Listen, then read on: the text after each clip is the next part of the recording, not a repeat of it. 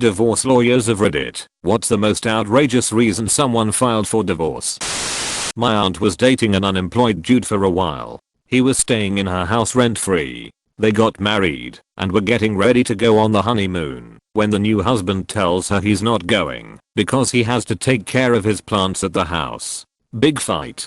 Aunt goes on the honeymoon with her sisters instead. She comes home and tries to kick him out of her house. He refuses to leave. She tries to get the police involved. Dude is live streaming on Facebook how he is being trapped in his own home. Police tell my aunt there is basically nothing they can do. Can file for eviction after a divorce. Dude gets to live in her house with his precious plants for like 3 months until everything legally gets worked out. Paralegal. Here. There's so many crazy divorces, and divorce will bring out the absolute worst in couples. When thinking of reasons a divorce started, this one stands out to me the most. At my last firm we did general law, which included probate. A couple did their will with our firm. We drafted everything. They were mid-70s to early 80s. Married 40 years total. Divorced and remarried once. Husband wanted us to put in his will that his kids get his entire estate, but did not want us to tell his wife. He wanted to have us make a secret will and a fake will. The fake will would be signed with her present, and then he wanted us to shred it, and he will come in later to sign the real will. He copied his wife on the email that had all of this information disclosed in it. 2 weeks later he called us and said he wanted to file for divorce instead. Bonus 1. A previous client was pissed his wife was cheating on him. She wanted a non-contested divorce and wanted to use my boss specifically because she knew he was a great lawyer.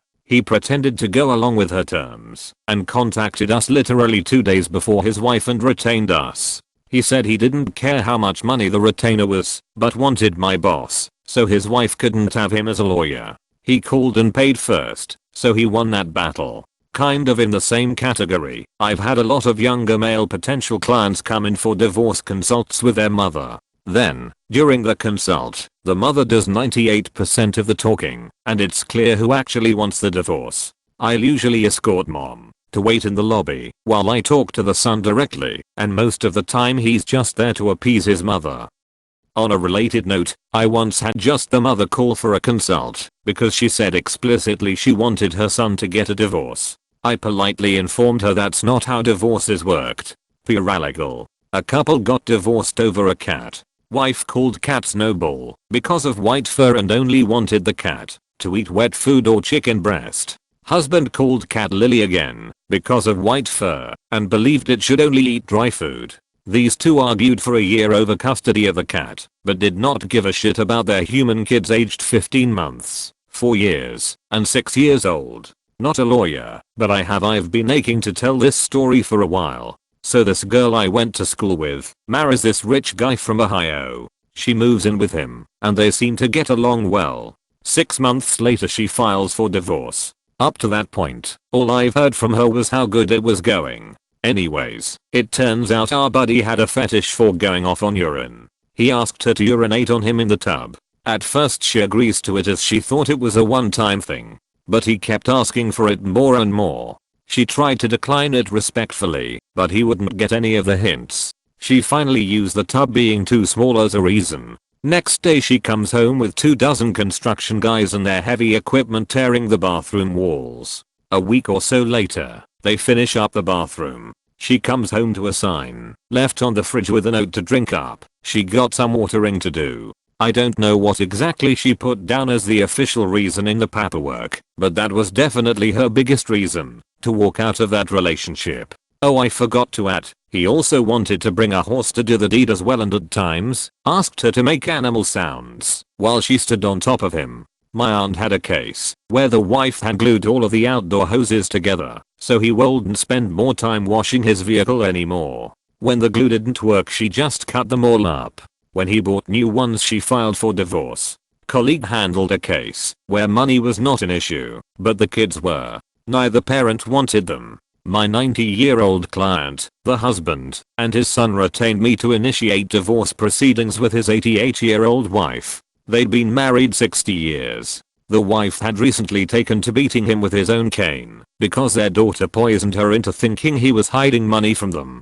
The battle came down to husband and son versus wife and daughter. At their first court appearance, my client showed up in an old 1950s style pinstripe suit and fedora. He was a farmer his whole life, and this was clearly the only suit he owned. He was such a meek and lovely old gentleman. I had to pass my client on to a new lawyer midway through the proceedings because I accepted a job in a different country, but I understand the divorce was eventually granted. I represented a porn actress/webcam model who filed for divorce from her husband, who also did the porn/webcam model business. He would do gay porn on the side because the pay was better. She was hesitant about it, but dealt with it because the pay was decent. Both sides had an agreement that it wasn't cheating as long as it was for work. One day she came home early and found her husband in bed with 2 men. They were not filming. That was too much for her. Needless to say, the old conservative judge couldn't wrap his head around this one.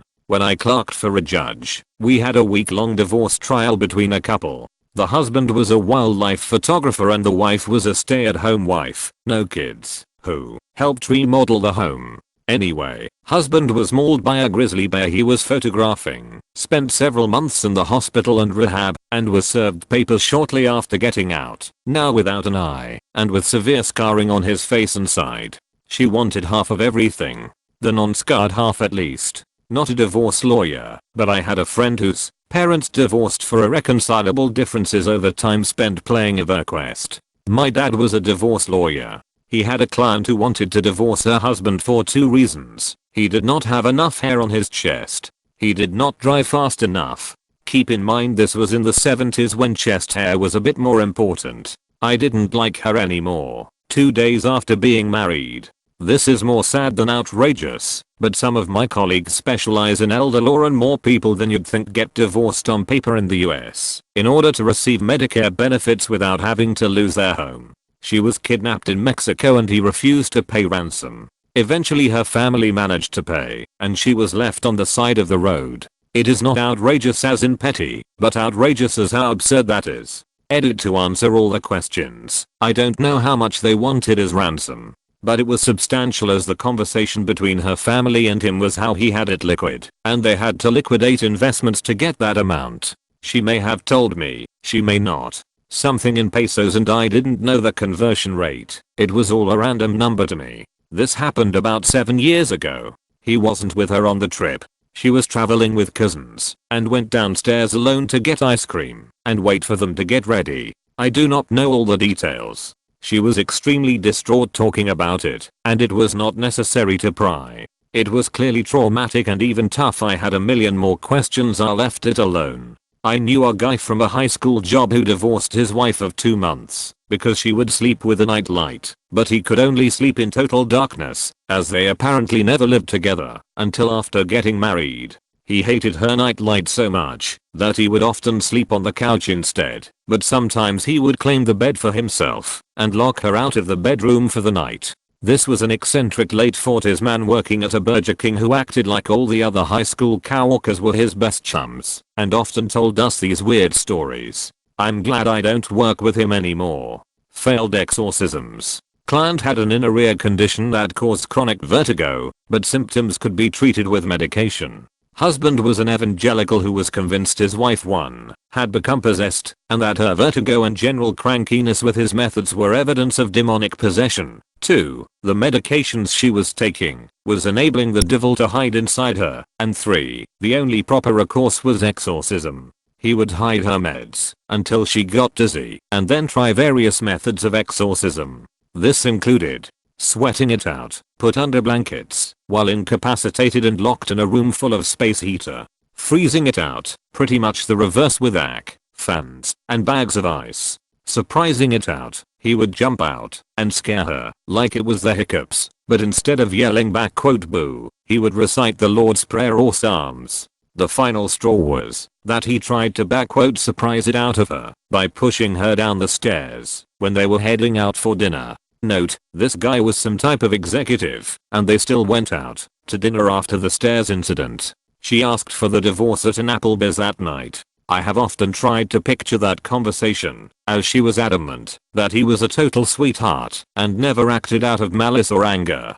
I'm an intern, but the judge I work for used to do divorce work. He has some crazy stories, but this one is probably the most outrageous, though the divorce was pretty justified. Every morning this couple would sit in the bathroom together, while one of them had their morning dump. One would sit on the toilet and the other on the rim of the bathtub. This particular morning the wife was on the toilet and husband on the edge of the tub. They started to argue about their relationship, so the wife reaches down, pulls her tampon out, and flings it at husband. I'm told the tampon stuck for a brief second to his forehead before sliding off. He filed for divorce that same day or the next. I was the legal assistant when this case came in, but this lady divorced her husband of 2 months because he got her an iPad case for her birthday instead of the expensive jewelry she wanted.